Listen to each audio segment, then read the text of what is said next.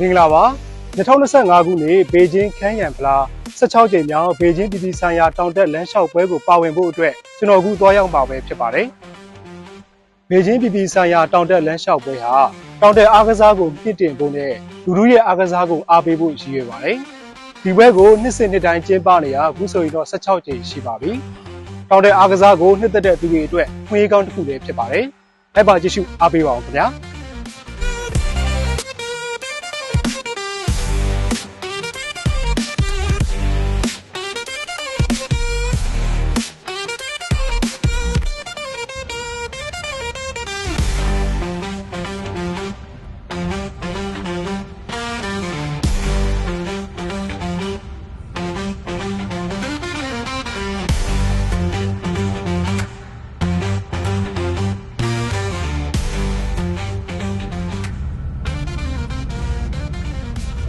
2025ခုနှစ်ခန်းရံဖလား16ကြိမ်မြောက်ဘေကျင်းပြည်ပြည်ဆိုင်ရာတောင်တက်လမ်းလျှောက်ပွဲတော်ကို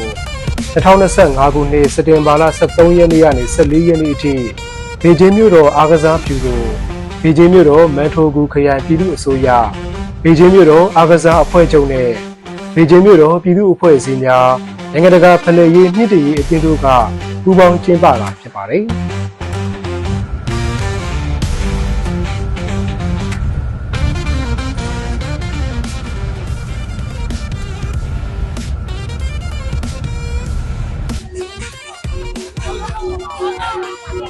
ဟုတ်ကဲ့ပါအခုဆိုရင်တော့16ကြိမ်မြောက်ဘေကျင်းပြည်ပြည်ဆိုင်ရာတောင်တက်ပွဲတော်ကိုကျင်းပတော့မယ်မန်တိုကူခရိုင်တိုင်တန်မြို့နယ်ကိုရောက်ရှိလို့နေပါပြီခင်ဗျာ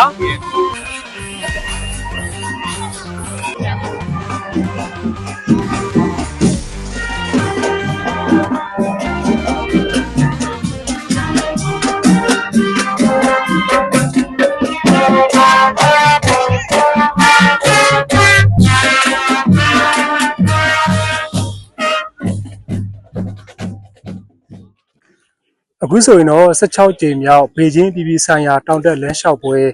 စတင်ကျင်းပနေပါပြီကျွန်တော်တို့တွေစုစုပေါင်း10ကီလိုမီတာအထိလမ်းလျှောက်ကြမှာဖြစ်ပါတယ်မိုင်နှုန်းအဖြစ်ပြောရမယ်ဆိုရင်တော့6မိုင်ကျော်ခွာဝေးပါတယ်နိုင်ရအဖြစ်ရတော့2နာရီကျော်3နာရီနီးပါးလောက်လမ်းလျှောက်ရမှာဖြစ်တဲ့အတွက်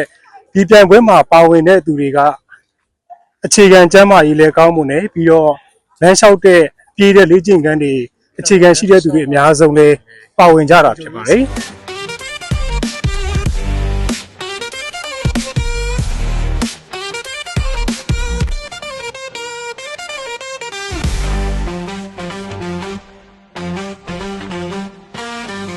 အခုဆိုရင်တော့ကျွန်တော်တို့ကြေးရွာတရွာကိုဖြတ်နေရပဲဖြစ်ပါတယ်ဒီကိုလမ်းလျှောက်လမ်းဆိုတဲ့အတိုင်းပဲလမ်းတက်လျှောက်မှာဆိုလို့ရှိရင်တန့်ရှင်းသားရလှပလို့ပဲနေပါတယ်ခင်ဗျာ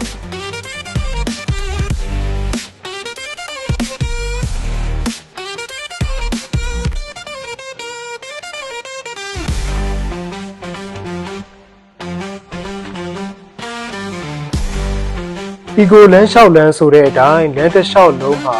သဘာဝပတ်ဝန်းကျင်ကိုထိခိုက်မှုအနည်းဆုံးဖြစ်အောင်စီမံထားတာကိုတွေ့ရပါတယ်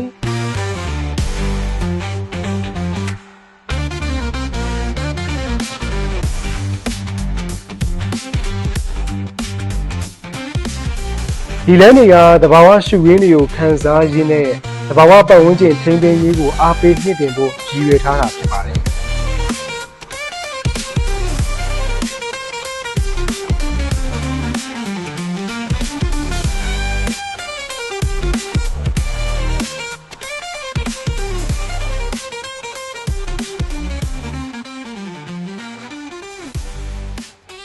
ဒီကိုလမ်းလျှောက်လမ်းတွေမှာတွေးရလေးရှိတဲ့အရာတွေကတော့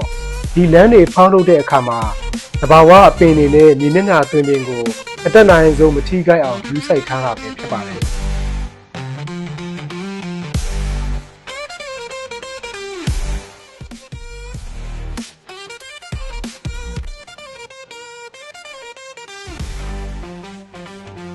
တချို့ eco လမ်းလျှောက်လမ်းတွေမှာဆိုလို့ရှိရင်တစ်ပင်စိုက်တာ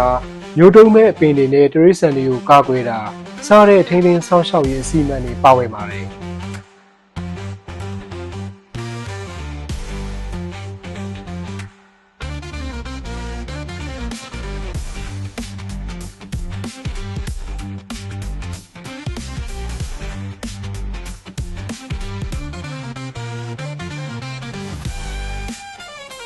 အခုဆိုရင်တော့ဘေကျင်းပြည်ပြည်ဆိုင်ရာတောင်တက်လမ်းလျှောက်ပွဲ